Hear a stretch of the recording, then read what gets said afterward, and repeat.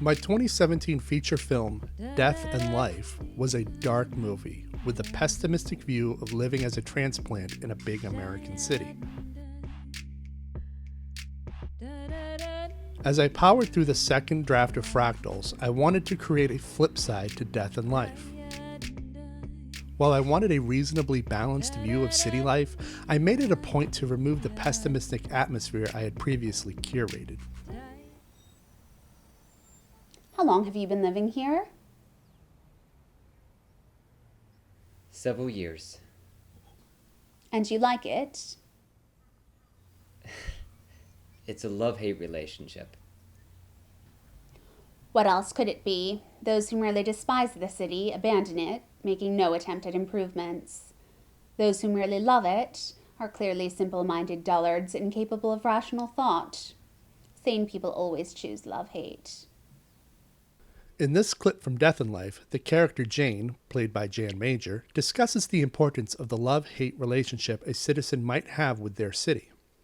She suggests that a love-hate relationship is the healthiest relationship a person can have with their city. I wanted to make use of this duality in my approach to creating Death and Life's sister film, Fractals. If Death and Life was the hate, then Fractals would be the love.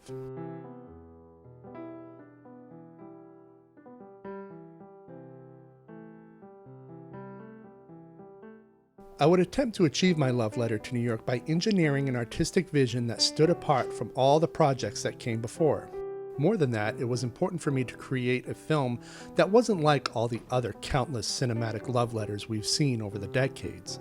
I wanted this to be grounded in the very real struggle that most New Yorkers contend with, especially transplants, and I wanted to portray the energy expenditure required to remain in New York, especially during tough economic times.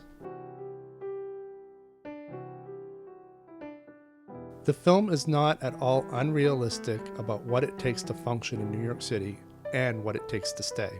I don't romanticize it, but I do find a way to communicate a very real and healthy love for it, and that's evident from the second draft to the final shooting sides.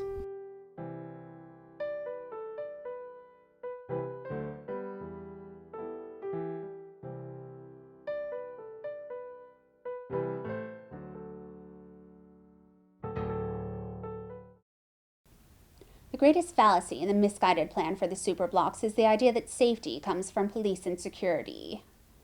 The moronic apes don't realize that the only true safety comes from the streets and its endless array of interactions and activity.